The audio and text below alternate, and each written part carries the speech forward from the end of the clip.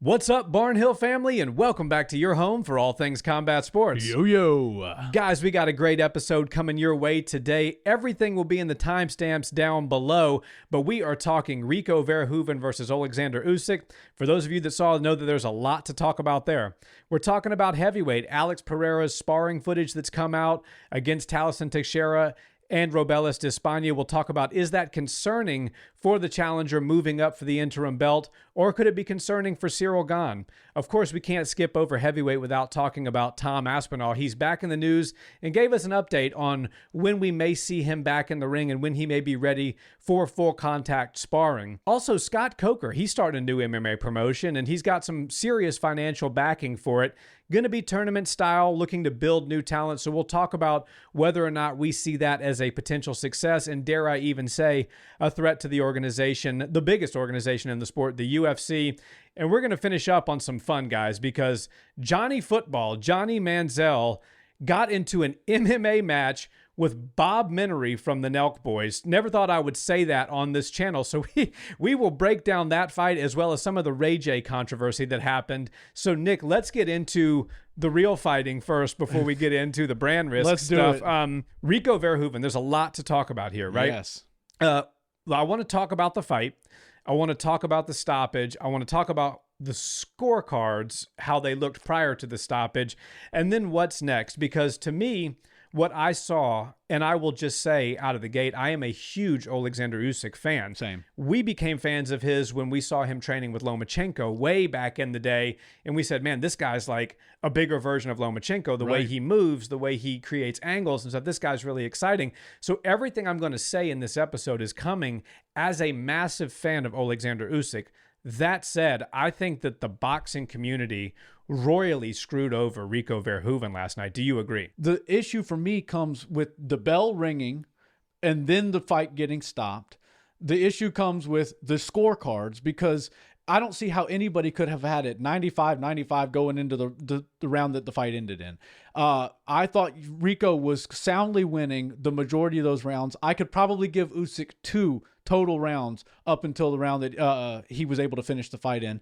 I thought Rico was the more offensive guy. Not only was he landing better shots offensively, but his defense was actually better too. Every time Usyk would try to throw something, it seemed like Rico had a hand up to block it or had some sort of head movement to get himself out of the way. And I just can't say enough good things about it. It just sucks that every time we have a great boxing event, it winds up getting tarnished and ruined and clouded with some nonsense that comes from the top of boxing. Like, yes, does the referee deserve all the blame? I can't say for sure, because he's a human and he has to pay attention to what's going on. He was closer to those two heavyweights punching each other than we were watching from a TV, and he saw some big shots get landed. He saw a mouthpiece come out of Rico's mouth. So I'm not going to put the full blame on him. But then you get to see the scorecards that came out, and it's 95-95 for 2 of them, and one guy had Rico up by only 1 round. So I'm like, okay, so we understand now that there was a fix in on this. Even if Rico would have made it to the last round and it would have been competitive, they would have given the fight to Usyk, because they can't dare let the lineal, undisputed, undefeated heavyweight champion of the world lose a belt to a guy who's fighting his second pro boxing match of his entire life and comes from a completely different sport. But it really does just absolutely tarnish everything that boxing has been working for all these years. And you would think, because it's such a corrupt sport, that people in the modern times, the way the world works, and with instant replays and people communicating online so often, that they wouldn't be able to do so much shady stuff.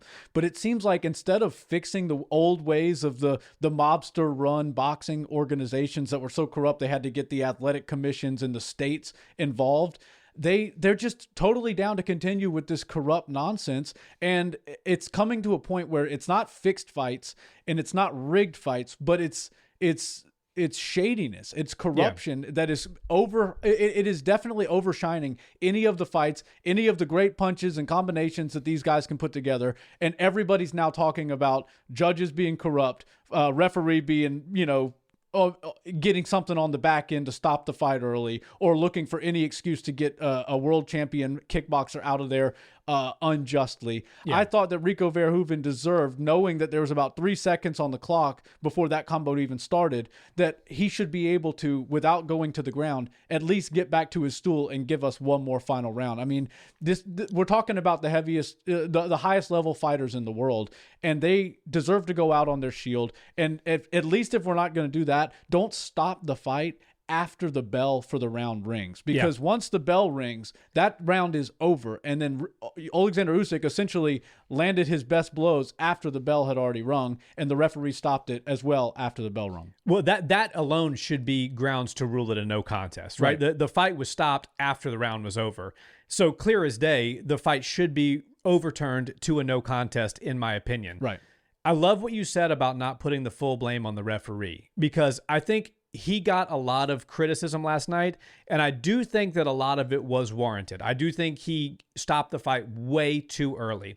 But as you said, he's in the ring with them. He's closer than we are to each other, with these two 200-plus pound men wailing on each other.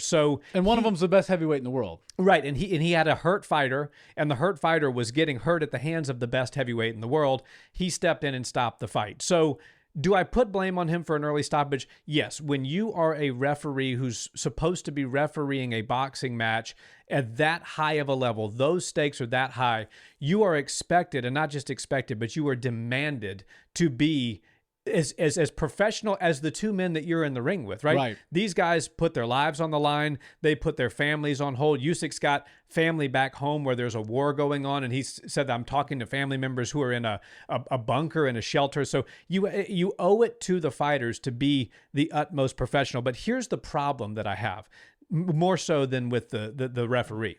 The referee made a split decision to try to help a fighter that he thought was hurt. Yeah, he's dealing with milliseconds. Those other rounds, nobody was seriously hurt. No. So we're talking about 3 people that are, a reasonable distance away from the punches, that are writing on a piece of paper, that are doing so in a way that, I don't see how you could use any other word besides bias. And that's being generous, right? So if you don't want to go as far as to say corruption, I think you have to, at minimum, say extreme bias. Yeah. Because they're watching a fight that nobody else was watching. Right. Everybody saw Rico Verhoeven, and we have a Discord channel that we talk to our, subscribers and our friends and close fans of the channel. And some of those people have come to us from the boxing videos that we've done. We talk mostly MMA on this channel, but we do talk boxing. Yeah. And even the people that are extreme boxing fans, way more so than the UFC, way more so than any MMA fight, were saying way early stoppage and ridiculous scorecards. And I think if you look across even Teddy Atlas, if you don't want to take our opinion as two people that are MMA people, take Teddy Atlas's opinion. Teddy Atlas said, I think all the boxing community, can probably agree that Teddy Atlas is a mind in the industry to be respected. He's verified. So, okay, so he said it was an early stoppage. He was not happy with the scorecards. He did say that Usyk, the only thing I took issue with that Teddy Atlas said was that it doesn't matter because Usyk would have come back and won in the 12th round. And while that may be true, this is heavyweight boxing. Right. And I want to remind you that it wasn't that many years ago that a bigger underdog than Rico Verhoeven and Andy Ruiz was sat down in the 3rd round by the biggest boxer in heavyweight at the time, Anthony Joshua.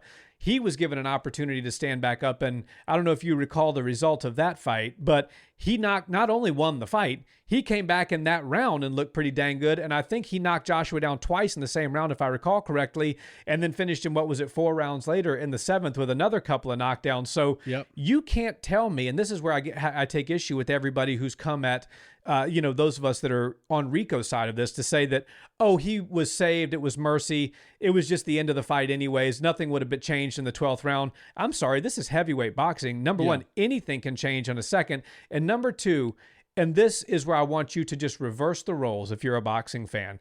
Take Rico out of the equation, for example. Who's your favorite boxer, right? You like Shock Foster. He's a friend of the channel. Yeah. Oshaki's got a big fight coming up here in Houston. What is it, next weekend? Yep.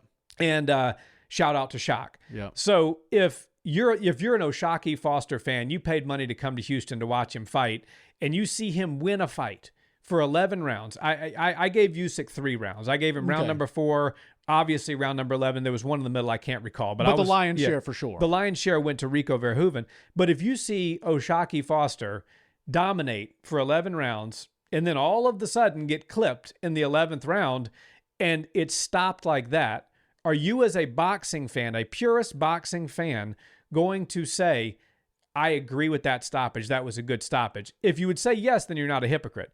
If the answer is anything other than that, you are a total hypocrite who has sold out and you are just hoping for an outcome because the sport that you love so much, you want to see preserved. And I think in an effort to preserve the sport, they are doing the exact opposite of that. Yeah, and boxing fans just seem to get it all wrong because instead of trying to better the sport and continue its evolution, they're just totally content with the way and the corruption of the sport being what it is. They go, oh, well, it's not red corner versus blue corner. It's A side versus B side. And so everybody on the commentary desk is going to shit on the B side guy and they're going to praise the A side guy. And even when the B side guy starts landing clean punches, if the A side guy throws one punch, then he's going to get all the praise and they're going to say, I'm not really seeing much out of the guy from the blue corner. We're at this point now where they've actually ruined the sport to such a degree that they've only got diehard boxing fans still involved. And that's why these celebrity organizations and these promotions that are popping up out of nowhere are able to compete with them, at least numbers wise. Do you know who the second highest paid boxer of 2025 was? Who? Jake Paul. There you go. Canelo was number 1. Jake Paul was number 2. And boxing fans even consider him a real boxer, even though most of them wouldn't get in the ring with Anthony Joshua, and he did. So he's got some stones on him. But what I'll say is boxing fans have just become accustomed to this corruption environment. And now they're like, well, even if you don't have a problem with the referee, which I think the referee should be held accountable, but not because he stopped the fight because of the punches, because the bell rang and he didn't stop the round. That's the issue I have with the referee. You can't let the heavyweight world champion in boxing continue teeing off on somebody after the round ends and the bell had already rang 3 seconds prior. That's just a level of unprofessionalism that the biggest boxing match and the heavyweight world champion and the kickboxing world champion don't deserve.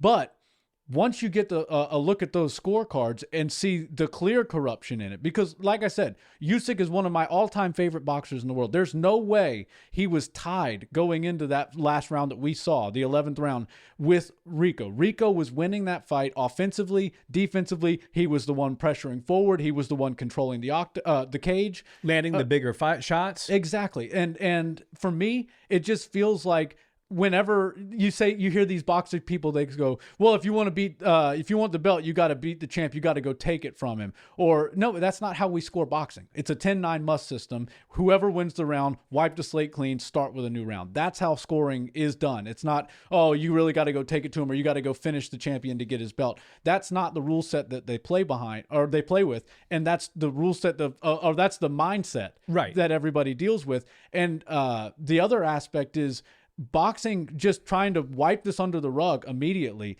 I mean, Rico was in there like, yeah, I'd love to do a rematch. I'm grateful for the opportunity. And then one of the promoters being like, yeah, it was a great fight, but we're on to the next guy. No offense Here's this guy from Germany that, nobody knows who he is, but he's going to, and I know obviously we cover more MMA than boxing here. So I say nobody knows who he is because our fans are mostly MMA, but I mean, that was disgraceful to Rico, right? I didn't mean to cut you off there. No, that was good. disgraceful to Rico to just wipe it up. He was stopped early. Yep.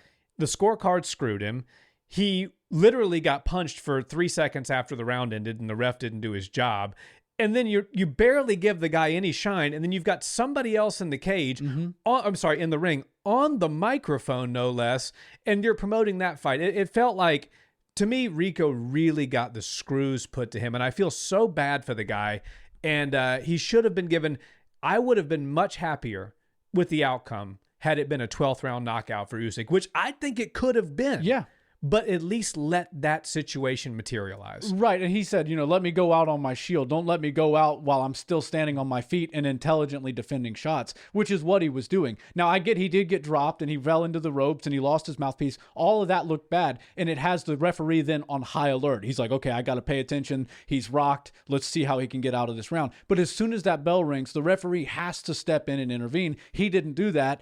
Several more shots landed. Now, I'm not saying Rico heard the bell and gave up and Usyk landed a cheap shot on him. The referee's job, though, is to stop the round because the fighters have so much going on. The crowd's screaming, going insane. They can't fully hear every nuanced detail that goes on in the entire environment. They can barely hear their coaches telling them what to do and giving them advice. So the referee, he definitely should share the blame, but the judges, I mean, it's just corruption at the highest level, and I'm so tired of seeing it because we're watching a sport like MMA, and it's particularly the UFC, just explode and go up and take over boxing in every sort of way. And boxing is an older sport. It's a more, it's the gentleman's sport. Everybody's always loved boxing, but the corruption is what takes people away from it because, whether it's something that you like to, put a few dollars on and see how the night plays out, or you just want to watch it from a standpoint of watching a story unfold. We watch two fighters that are both given a fair chance in true competition fashion, not WWE style, not fixed organizations of any kind. The best fight the best, and the best one comes out on top. That's what competition is all about. And when you start having people like the judges that are going to sway one way or another, regardless of how the fight actually looks, it takes all of the legitimacy away from the sport. And the fact that boxing fans don't have any problem with that. And as a matter of fact, they're defending this kind of stuff, like Canelo Alvarez saying like, oh, this was a good stoppage. If Canelo Alvarez got stopped the exact same way that Rico got stopped, he would be complaining, he would be appealing, all of his fans would be going insane. And the reality is, just because somebody doesn't do your sport and hasn't done it their entire life doesn't mean they can't go in there and give problems to some of the best fighters in the world. Conor McGregor went 30 minutes with Floyd Mayweather, and the whole narrative behind boxing fans was, oh, well, Floyd wanted to give the people a show, and that's why he carried Conor for 30 minutes. He could have finished him in the first 30 seconds if he wanted to. I disagree. I do not believe that. I think that Floyd Mayweather needed the full 30 minutes to actually get Conor McGregor out of there. And Oleksandr Usyk is the best heavyweight in the world right now. Some people might not have him as the best of all time, but he's certainly in that conversation and one of the most dominant champions in all of boxing across all weight classes right now. And he, at that level of experience, just had the hardest fight of his life with a guy in his second pro boxing match. So you can't tell me that boxing is this superior thing in all realms and then also have a guy who's barely ever done it go beat arguably the best in the world doing it right now. It just doesn't show a legitimate sport at all, and it drives me crazy because boxing is my second favorite sport, and watching these fools at the top of it take control and just manipulate every aspect of it is going to continue killing the sport. Yeah, well said. And I love what you said about Canelo, and I have a lot of respect for Canelo Alvarez. I think he's had a great career, but he's way off on that one. Yeah. Just imagine had the Bud Crawford fight gone a different way. Let's say Canelo Alvarez is dominating Bud for the majority of the first 11 rounds, and then Bud gets a great knockdown in the 11th round. The round ends, and I will remind you, those of you that don't recall, go back and watch the ending. The bell rings. There's multiple punches. The ref stops the fight. And then what happens? Usually, if it's a good stoppage, Rico's kind of still slumped. He's hurting. He jumped up and was on his feet. Right. Like, not only was he not on shaky legs, he was bouncing. Go back and watch it. Yeah. It's not me just making stuff up for a narrative. This with is a high what guard. Happened. He had a high guard, and he's bouncing on his feet. I would love for Saul Canelo Alvarez to go back and watch that of himself, had that been him in those same shoes, and then make the same absurd comment that he made saying that it was a good stoppage. We know he wouldn't have, and we know not a single Canelo fan walking God's green earth would make that statement that it was a good stoppage. And so stop with the BS. Stop with the hypocrisy. Even if boxing is your sport and over kickboxing, over MMA, I understand that. Everybody has a favorite sport, but call a spade a spade. Yeah. That was a bad stoppage. It was a bullshit scorecard on two of the three. Honestly, on all three of the judges' scorecards, but on two of them more so than the other. And it was a screw job of Rico Verhoeven. Yeah. So let's leave it at that. I won't get any further down the rabbit hole because it just makes me more upset the more I talk about it. I want to talk about what could be next for Rico, because if anything, and before we get back into this video, guys, quick shout out to our friends over at Diamond MMA. If you train at all, you know how important it is to protect those precious family jewels. I'm a dad and I'm not done having kids yet. And Nick, he hasn't even started, but we're still looking for a lovely lady for him. Too bad this channel's 97% male. But seriously though, Nick and I were so thrilled when Diamond reached out for this sponsorship because Nick and I were customers for 8 years before this ever happened. If you take training seriously, whether it's jiu-jitsu, MMA, baseball, hockey, you name it, Diamond is an absolute must for you. So shout out to Diamond MMA, back to the action. If there's a silver lining in all of this, it's that Rico Verhoeven made a lot of money last night, and a lot of people are behind him, and now they want to see what he does next. His stock went up big time. And one thing about kickboxers, right? He's the best kickboxer in the world, but they've never gotten the shine over here in America. Europe has some great events, and you'll see packed out arenas for Glory Kickboxing and other major kickboxing promotions, but it's never translated over to America. And I honestly think that him going over there only helped his stock and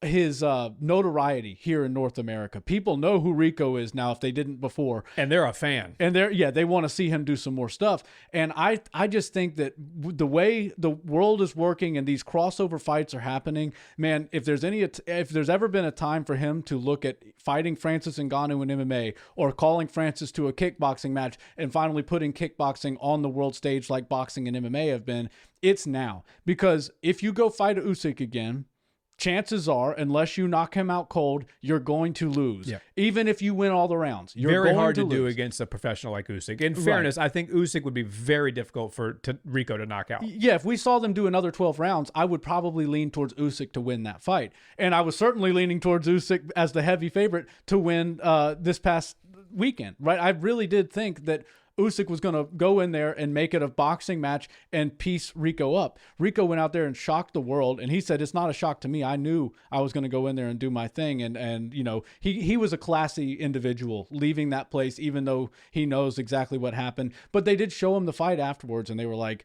you know, and he was like, look, the bell rings, and all I'm going to do is appeal it because the time, and I'm not even going to go after the referee for the punches, but I'm going to go after the referee because of the lack of the stop at the end of the round. You just continue, you allow the heavyweight champion to continue hitting me. It's not fair. And then, of course, you look at the rounds, and I think judges should have to come out and speak on how they scored those rounds, because if you're not judging it on damage, which Rico had the advantage of in the majority of those rounds, you're not scoring it on ring control and ring aggression. That was clearly in Rico's advantage. And then the defensive stuff. He had better defense than Usyk. So what are we judging that is actually leaning towards Usyk? Because I didn't see it. We're judging with a bias is what we're doing. And that's why you said in the beginning you have to see the rematch. The only thing you've said in the first 20 minutes of this conversation that I disagree with, I think that he should go to MMA or do, like you said, a kickboxing spectacle with Francis Ngannou. Here's the reality. The boxing community is never going to accept an outsider. No. Conor McGregor did way better than anybody gave him credit for, and everybody said that Floyd just carried him. Floyd didn't even throw a punch in the first round, and most boxing fans said Floyd won that first round. Right. So how do you win a round without throwing a punch? Right. I watched Francis Ngannou beat Tyson Fury. By the way, also a big fan of the Gypsy King. Yeah. So if you can go back in our archives of videos and see us talk about Tyson Fury and the esteem that we talk about when we talk about Tyson Fury. That being said, Francis Ngannou beat him. He had the only knockdown of the fight. He outpunched him. He outdamaged him. By all metrics, Francis Ngannou beat him. And I watched Rico Verhoeven last night get screwed over by judges and a referee, and it's unacceptable. And Usyk also got screwed because he was deprived the opportunity to go get a legitimate knockdown or a knockout. I mean, he got the single knockdown in the round, and then they finished the fight too early. If he would have gone out in the 12th round after rocking Rico Verhoeven, I'm pretty confident he would have won the fight. But at least let the fight play out the way it's supposed to, and don't just show your corrupt cards right in front of everybody's face. Well, which is why I say that was the only thing you said in the beginning there that I somewhat disagree with. I think he should leave, unless he just wants to make a boatload of money, which I'm sure Turki Al-Sheikh and the promoters would shill out. But the reality is it's never going to be anything other than what it was. Come to MMA. Jake Paul said, look, I'm ready to make Francis versus Rico Verhoeven right now in MVP MMA. And oh, by the way, in case you haven't noticed, heavyweight's a little lacking right now in the UFC. Jake Paul knows he can't compete with the UFC at 170. He can't compete with the UFC at 155. Any of the weight classes really, other than where the UFC is having a lot of struggle right now, which is at the top with heavyweight. Yeah. And, Verhoeven versus Ngannou, I mean, that's a big fight. That's a meaningful I fight. criticized MVP MMA production. I criticize a lot of things about it. But if they made that fight happen in MMA, or like you said, even a one-off kickboxing, but I feel like MMA is the way to do it, because they could really make the argument that, like, this is the fight for the baddest man on the planet, because they're touting Francis as the lineal heavyweight champion. Not many people dispute Rico being the kickboxing heavyweight GOAT. Showed that he's in the top 5 at least of heavyweight boxers in the world right now. I think we can all agree with that. And if he can come over and beat Francis Ngannou, we're talking about a combat sports athlete at the level of like a Henry Cejudo, right? Yeah, Olympic Alex gold Pereira. medalist, Alex Pereira. This is, these are the things that big fights are made of. Right. And if we're not going to get John out of his contract to fight Francis, if we're not going to get a crossover, we're not going to get Francis back to the UFC. Dana White made that abundantly clear. Yep. Why not do Verhoeven versus Ngannou? The two guys that got screwed over by boxing are going to have it and hash it out in MMA and make the whole world right again. And I'd love to see it in MMA, but I also wouldn't mind them putting kickboxing on the main stage. Give an American fan base a Netflix card highlighted with kickboxing. Get the best kickboxers in the world and headline it with Francis Ngannou, who's a striker, versus Rico Verhoeven, who's a striker. And maybe just do it in 4-ounce gloves to give Francis some little bit of an advantage or equal playing ground. And I think that's a perfect place to leave the boxing conversation. So let's stick with heavyweight, though, right? Because there's been some really interesting training footage that's come out of the Alex Pereira camp. And I'm a fan of fighters putting out training footage. We were talking about this just earlier today. For the longest time, so many camps and so many fighters have been like, I'm not going to put out my training footage. I'm working on a secret sauce here that nobody can know about. And some of that may be true, but the reality of the matter is, like, the more footage you put out, the more you build your star, the more you build your fan base. We as fans, I love Alex Pereira. And even though he's super active, I only really get to see him fight 2 times a year, 3 if I'm really lucky. Right. And most fighters I get to see less than that, but I follow them all on social media. I like to see their journeys. I like to see their training. And I mean, he's in there training with Robelis Despain, who just won on the MVP card, knocked out Junior Dos Santos. Talison Teixeira, who's got a big fight coming up this weekend, which midweek we'll probably break down whether or not training with Pereira gives Teixeira a chance against Sergey Pavlovich. But we'll shelve that conversation for now. I love to see the training footage, but I also have to call it how I see it. I am seeing Alex get tagged in some of these rounds by Talison and by Robelis, and neither of these guys are as good as Ciryl Gane. Now, on the flip side of that, I'm also seeing Alex tag them. Yes. And he's hitting them with good shots. He looks fast. He looks powerful. But they're like, these are shots that would drop a 185 or drop a 205. Yeah. Are you concerned at all now, having seen some of the Pereira footage, going into this fight with Gane, seeing that Talison and Robelis are able to tag him with shots? Sparring footage getting shared and posted online for everybody to see is a good thing to me. I enjoy watching it. It really does help as a fan. Watch your guy as he's leading into a fight, see how he's looking, see how he's moving, see what he's working on. And I get that some people want to hold all those things close to the vest, but what are we really trying to protect? There's a couple little things in game planning that you absolutely need to keep to yourself in your camp if you're in a high-profile fight. But if you're just sparring and moving around, we want to see what you're doing. There's only so many punches, right? You got your straights, you got your hooks, you got your uppercuts, and if you're extra talented, you got some overhands. That's about it. In MMA, we can throw spinning back fists and you can throw some kicks and whatnot, but for the most part, everything is limited. There's not just an imaginary punch that you've been working and nobody's ever seen get done. Like, I'll put it to you this way. Joaquin Buckley had the coolest knockout ever when he had his leg caught from a kick and he spun around and did that spinning kick. He's probably never trained that, but it was an athletic maneuver that he felt he could actually pull off in real time, and he did it. And it wasn't something that, like, if he would have been training that and showing it online, that the guy wouldn't have caught the kick. Yeah, no, right? 100%. Yeah. The same exact thing would have happened. So I actually really like seeing that Pereira's posting all this sparring content. It's really fun to watch. It's also fun for me to see him be the smaller guy, right? He's such a big guy, but Robelis and Talison are so huge. Those guys are huge. That he actually looks like the smaller, like, boxer that has to get inside with the Mike Tyson style movement, and he's got great head movement. I don't think he's lost a whole lot of speed. It does seem like Pereira's got some real pop on his shot up at heavyweight. I do worry about his style. I'm not going to say that he's getting hit more than we've ever seen him get hit, because he's been posting sparring footage for a while. And we know, even in his fights, he does get hit a little bit, but he's usually pretty durable. He's really good at rolling with the punches. So as soon as they come, he kind of turns his head with it. It takes some of the power and aggression off of those punches. He's really good with that. But I am seeing him get touched a little bit too often for my liking as a Pereira fan. And Talashin is a fine fighter. He's still in the UFC. Robelis didn't have a great career in the UFC, but he is still a power puncher and a decent heavyweight striker, given the circumstances. Yeah. They're not Ciryl Gane. Ciryl Gane is a technician to the highest level. He moves fast for a heavyweight. He's athletic. He has finishes over some really great fighters in the heavyweight division. He can't find himself in anything but world title fights because he's such a high level guy. And I just worry if you're a Pereira fan, he's giving away too many little clues in this sparring footage for Ciryl Gane. But at the same time, Ciryl Gane is going to have to deal with the beast in front of him, which is Alex Pereira. And Alex is obviously locked and loaded and ready and taking this White House triple champ status opportunity very seriously. And the fact that he's in there mixing it up with some very heavy-handed heavyweights is good for me, and I think it's good for Alex. Yeah, it was, and in fairness too, Ciryl Gane's putting out training footage as well, and he's looking very sharp as well. But he also gets hit. He has moments, and that's what training is supposed to be, right? If you just go in there and dust everybody up in every training session, how good was your camp really? Right. So I don't mind seeing that. I'll give you the concerning part before I give you the non-concerning. Okay.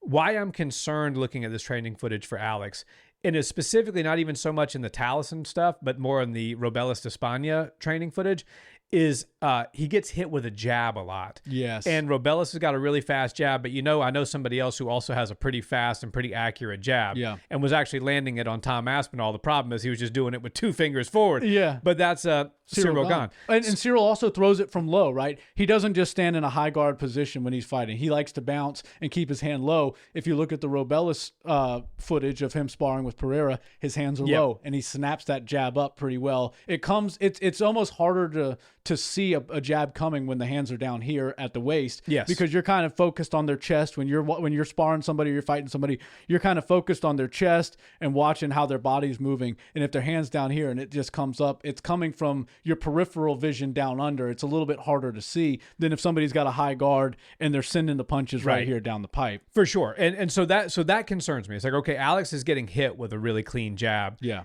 And a good fast jab that you don't see coming. Ciryl has that, and he's definitely going to find his range with that. What's not as concerning for me is Ciryl can finish people, but he's not your one-punch knockout guy like Pereira is. Right. Even when you think about Ciryl, winning here in Houston against Derek Lewis, he sort of dominated and then got the finish. But it wasn't like he just starched him with one punch. Right. Even if you think about the Tai Tuivasa fight, he was mixing it up with Tai. Tai was landing shots, he was landing shots, and then boom, boom, boom, boom, boom, accumulation, he gets the victory. Right. When you think of a Derek Lewis, when you think of a Alex Pereira, an Ilia Topuria, these people are putting one shot on you that is just taking you into the shadow realm, as the kids like to say. Ciryl is not that guy. So while I'm concerned that Alex is getting hit more than I'd like to see him going into this fight, and I am concerned that he's susceptible to getting hit with a clean jab, which Ciryl has, I'm not concerned that he's going to miss a big shot coming and just get starched with one punch. I think that Alex fights intelligently enough to avoid the big shot, so to speak, except against Ciryl Adesanya for the second time. But I think that he can really find his power, and it's really going to come down to a matter of how susceptible Ciryl is to taking a big shot, because that's one of the biggest X factors in this whole thing. And we'll break this fight down, certainly. I think we're going to do a deep dive on it this coming week, but where we'll get really into the weeds of it.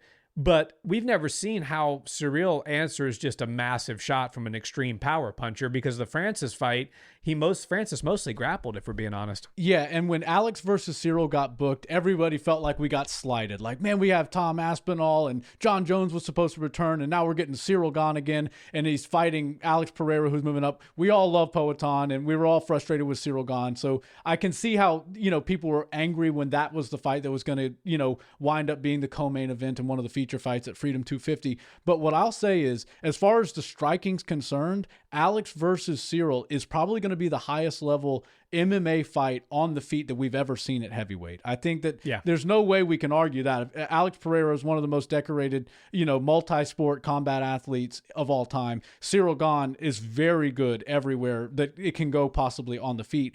And I think that just their body types, their athleticism, and their fight IQ is going to make for a very interesting heavyweight title fight. And even though, we had the John Jones issue, we didn't know if he was coming back or if he was leaving. We still don't know if he's ever coming back.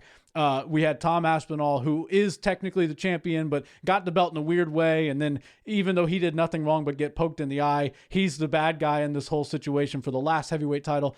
It's just a sticky situation. But as I've had time to marinate on this fight getting booked, I actually like the matchup more and more. And I think they got the right two guys, given the circumstances with John and Tom being out. Alex Pereira versus Ciryl Gane is going to be the highest level striking match that the UFC's heavyweight division's ever seen. Yeah, I think you're probably right on the money with that. This is going to be a high-level, quick, striking chess match. You usually don't see those type of matchups at heavy. Right. We see them in the lower weight classes, just not with the big boys. Right. So very interesting. And you mentioned Tom Aspinall, and that's kind of where I wanted to go next because he gave us an update on his return. Yes. He said one thing he said was really interesting was that he's not going to reveal the full extent of this injury and what he went through until after his career is over. He doesn't want to screw himself over, and I get that, respect that. But he also said that his doctor said he's about 2 months away from being able to return to full contact sparring. So then I start to think about timeline, right? We have Freedom 250 coming up in mid-June. Usually the winner of that fight would be about 6 months before their next fight. So Right. if Tom is, somewhere between 5 and 6 months, right? Tom has a 2-month timeline that he's given us now. So what is it now? End of mid-May. Yeah. So let's say that mid-July, Tom can return to sparring. Right.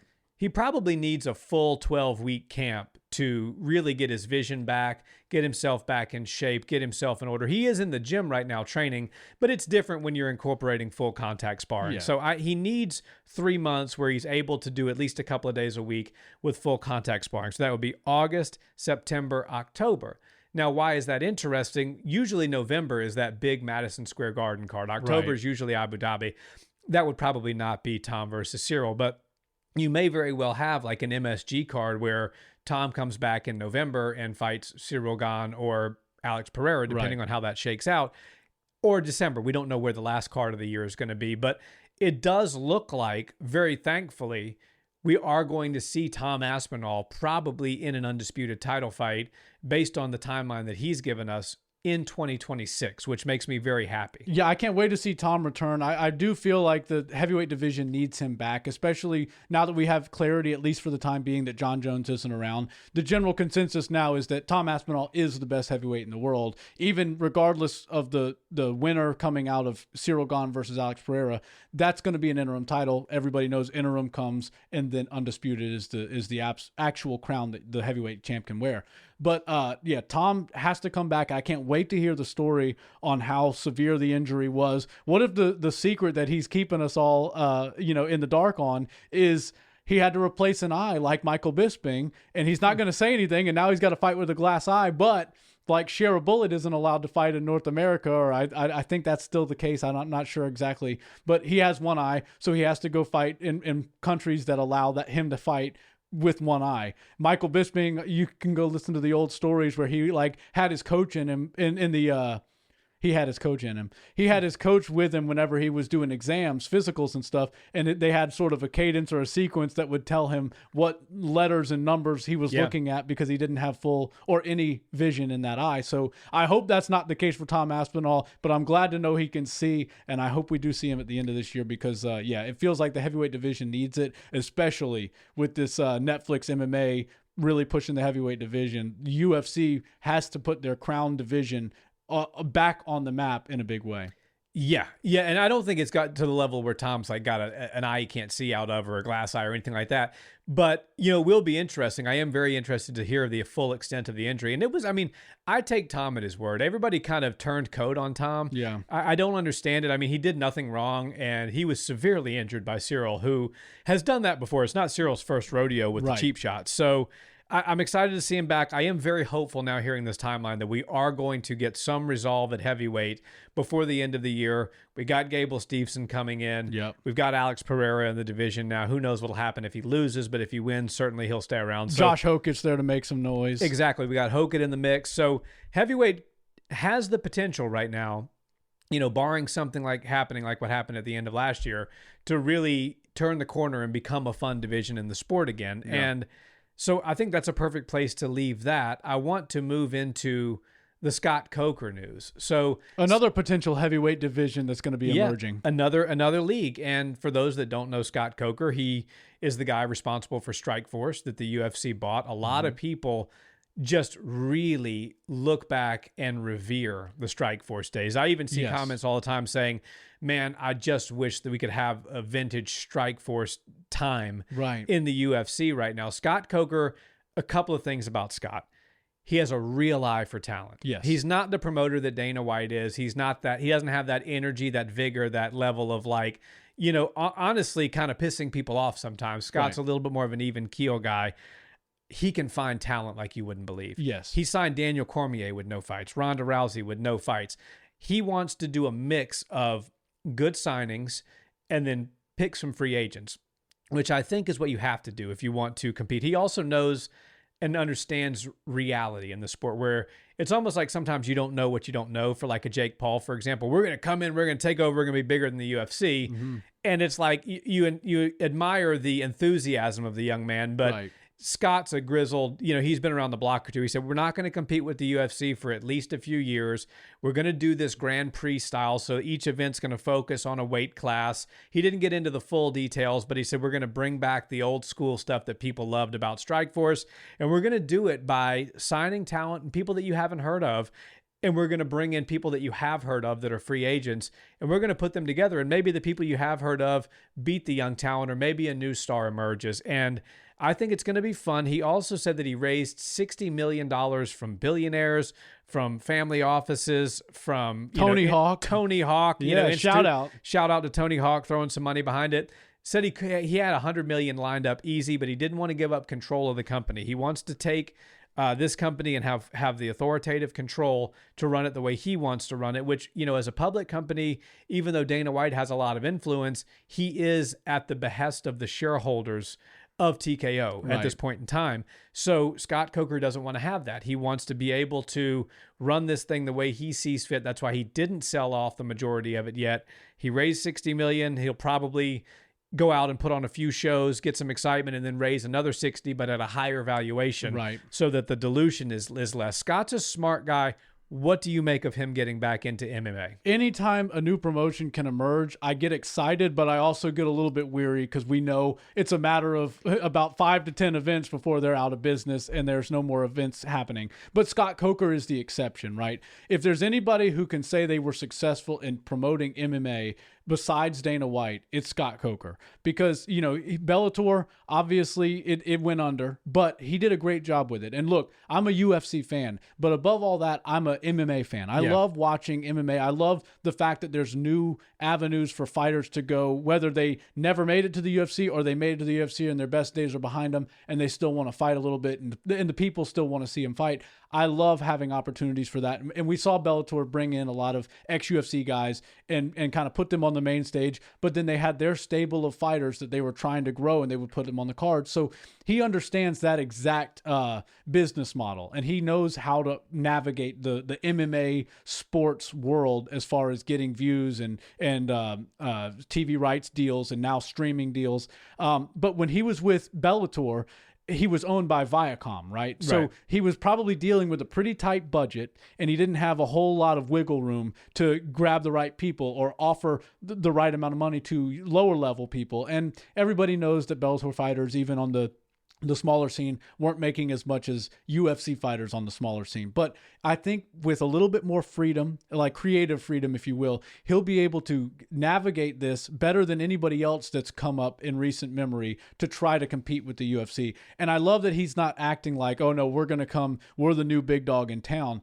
No, he's like, no, we're going to have to use some big names, and that's what we're going to do. That's perfectly fine because the fans still want to see them show up and fight. And it's not quite as competitive as their days in the UFC, UFC, but we're still going to give the fans what they want to see. And then, moreover, we're going to use those names to get eyes on the show and then show you our new stable of talent. And we've been saying it for years. That's what you have to do if you want to compete with the UFC. The UFC's got 600 people on the roster who are fighting 3 times a year for the most part, and they just have the depth. No other organization has the depth, and nobody's even come close. Bellator was the closest thing, and I would tune in for all the Bellator fights. I understood that it wasn't as high a level as the UFC, but it was still some great matchups, some great fighters. Aaron Pico came from there. Michael Venom Page, Yaroslav Amosov came from there. Ryan Bader went over there and had some success. So there was still all sorts of fun stuff going on in Bellator, and whether you're a hardcore fan that doesn't miss anything, whether it's UFC, Bellator, or a Netflix MMA hosted by Jake Paul, you're going to tune in. It's just nice to see something else come, but not with just like random ownership and random leaders who don't really know the space and have never spent one day in it. We're talking about Scott Coker, who has tons of experience, successfully sold Strikeforce to the UFC, not so successfully ended Bellator, but it was still the longest running thing and competitor to the UFC for a long time. My only question is, why didn't Dana and the UFC offer Scott Coker some exorbitant amount of money to come work for the UFC? I feel like with his mind and Dana's mind together in a room, they'd be able to do all sorts of cool things because he's got the talent eye, right? He can go change it from Dana White's looking for a fight to Scott Coker's looking for a fight for Dana White, and just let him go out there and find the best talent. Like he had Daniel Cormier, 0 fights, he brought him in. Ronda Rousey, 0 fights, brought her in. And there's just a list of great fighters that Scott Coker is kind of responsible for bringing to the limelight. I don't know why the UFC doesn't try to bring him on, but I guess that's not what he's into either. And I'm glad that if there's going to be another promotion coming to, ruffle some feathers in the MMA space, that it's Scott Coker at the helm. And he did say that he's going to surprise everybody with some of the hirings. He's got $60 million to go out and get talent. And my head immediately goes to Joe Silva. Is he going to bring him in as the matchmaker? We know the fighters hated him, but those of us that were fight fans, we loved it because Joe Silva didn't let anybody run from anybody. He was a no-nonsense guy. Who knows? Joe's old. I don't know exactly how old he is, but probably retired, probably not coming out of retirement unless the money was right. Last thing I want to talk about today, brand risk. Yes. MMA, boxing, streaming, whatever you want to call it. Influencers getting after it. There was some fighting that happened last night. I really only care about 2 things, and I want to talk about them very briefly. Bob Menery, Dana White put $10,000 on the fact that Bob wouldn't even show up to the fight, fought Johnny Manziel, of all people, the Heisman Trophy winner, Johnny Football. Yep. I knew the way this was going to go. Neither one of these guys have a clue how to fight, but one of them substantially more athletic than the other. And Johnny Manziel got the first round finish. 1, were you surprised? And then 2, I want to talk about Ray J. Yeah. Because I forget the gentleman's name that he fought. Doesn't really matter. Super Hot Fly or something like that? Super something. Yeah. And maybe Super Busted, possibly, based on the comments that Ray J made at the end. What was dare I even ask you? What was your take on those 2 fights on brand risk? All right, so let's start with Johnny Football, right? Yeah. So Johnny Football, Bob Menery made no sense to me, but all the sense in the world, right? It was so funny to see, like, Johnny Manziel has been the kind of guy that came through and everybody was like, oh my God, after he won the Heisman and he just showed us he's truly one of the most athletic young people in the entire country. At football is only just stacked with the most high-level athletes in the world. And Johnny Manziel was like making everybody else in college football Division I look average. He was just a freak. But he's decided, after his stint in professional football, that he's just got kind of a regular guy now. And he likes to drink. Right after the fight, he goes, I need a cigarette, man. Like he's looking to go to hit Vegas on the town. He was going to go after it after the fight probably with Bob Menery. But I thought it was Bob started the night before, apparently, the night before the fight. Yeah, Bob, and I was watching the vlogs leading up to the fight. Bob Menery was drinking the day before the weigh-ins, and he was like, I got to put on like 15 pounds for this, and he's drinking spicy margaritas, and then apparently gets kicked out of a casino at 4 a.m. The day of the fight. The day of the fight. Like, that takes John Jones's level of pre-fight antics to a whole nother level. If Ilia Topuria thinks he's cool by booking a dinner venue and having a little party the night before that ends at 10 o'clock so he can still get his rest, if that's wild to most people in the UFC, Bob Menery was like, hold my beer, literally. I'm going to go out there. Watch me get thrown out of a casino at 4 a.m. And then he came into the ring clearly geeked up on something. I don't know if he was jacked up on Mountain Dew or something a little bit more strong, but I thought it was so interesting to watch those two just go at it. And while I didn't think for a second Bob was going to win the fight, I thought when Johnny showed his lack of skill as well, I was like, all right, now anything could happen, because Bob is just throwing haymakers from the ground up, and Johnny Manziel is leg kicking. He's spamming leg kicks, but somehow they're landing.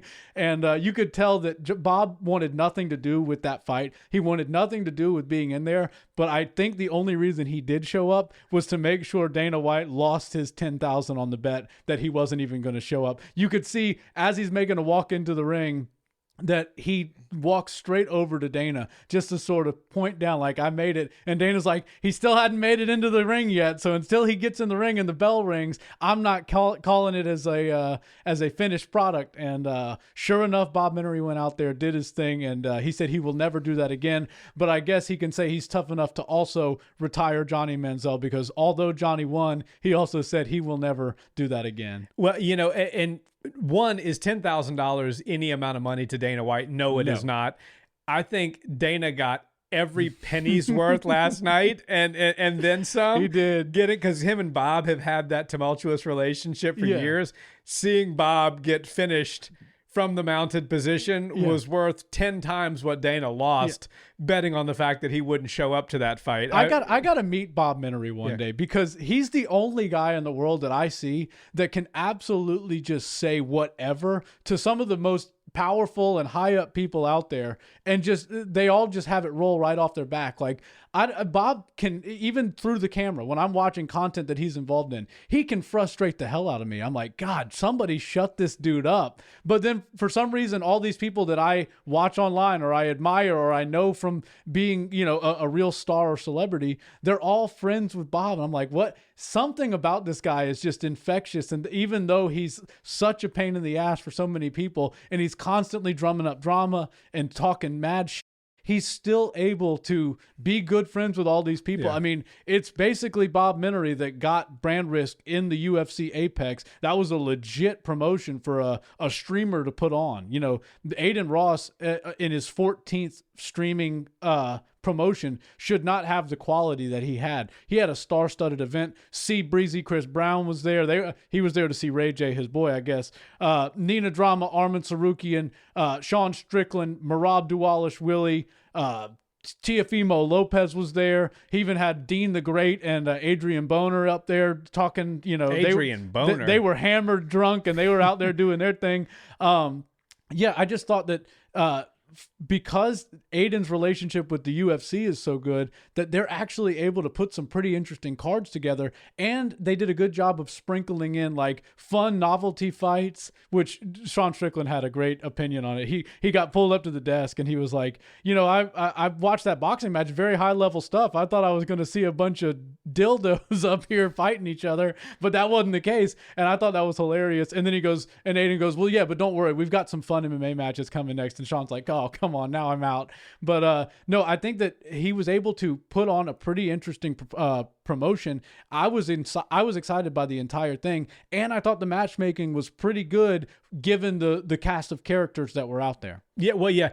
The biggest takeaway is the Ray J thing. So, he gets finished, and then he, gets way more candid on the mic than probably a lot of people would have liked for him to, and saying, come on, man, we just all took an L.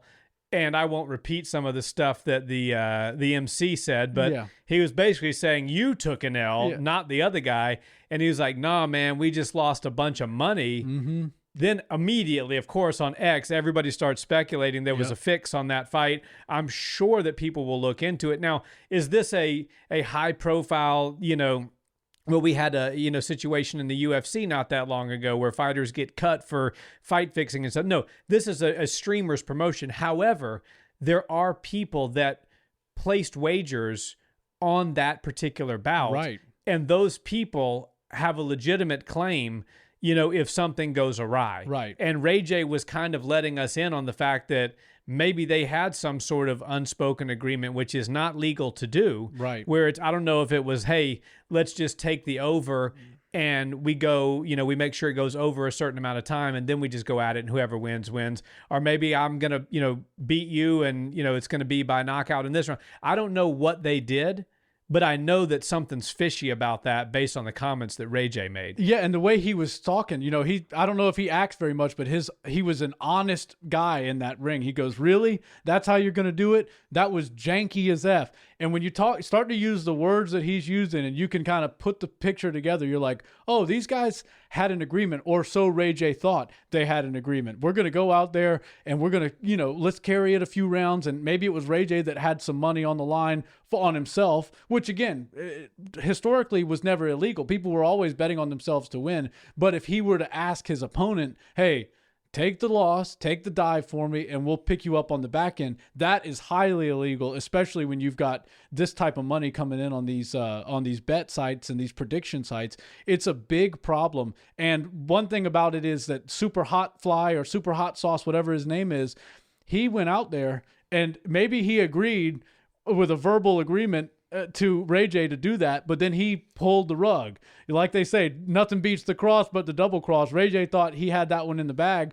and then I guess Super Hot double crossed him and was like, "Nah, I'm gonna actually go bet on myself to win again," which I don't think there's anything wrong with betting on yourself to win. And then he just believed in his talents and went out there and did it. But the fact that Ray J was using the language he was using was eye-opening to me, and you could tell that MC who was running all the interviews in the night up for the whole night, he was actually quite good because he's like an entertainer, and he's down to absolutely talk shit with just about anybody that walks into the ring. And he was letting Ray J have it, and I think it was smart of him to be like, "Look, you guys need to go talk in the back. I don't know what it is y'all are on about, but this cannot be live aired and streamed to the entire world, because whatever's going on seems like it's illegitimate, and y'all need to figure that out so we don't actually tarnish this entire brand risk promotion." And idiots don't end up in jail over this. Exactly. Yeah. And I would assume Superfly, if what I'm assuming is he just agreed to something but didn't fully shake the hand, or had his fingers crossed behind his back right when he shook the hand, like, "Yeah, don't worry, I'll carry you to the end, and we'll leave with a little bit of shared income," whatever. If that were the case and he just decided to flip the script on Ray J, then so be it. I don't think there's anything wrong that he did there. But the way Ray J was speaking makes me think that there was definitely some fishy business going on. I got nothing to add to that. Yeah. Very well said. I think that's it, guys. We started this conversation talking about the highest level boxing imaginable and worked our way right down to the lowest. And we hope you enjoyed every bit of it. We'll be back at you midweek with one of our famous Barnhill Brothers deep dives. We are going into, what are we doing? Pereira Gane first, or Topuria Gaethje first? Let's do Pereira Gane. Pereira Gane it is, guys. Look for that midweek. Hope you enjoy the rest of your Memorial Day weekend. We'll see you next time. Peace.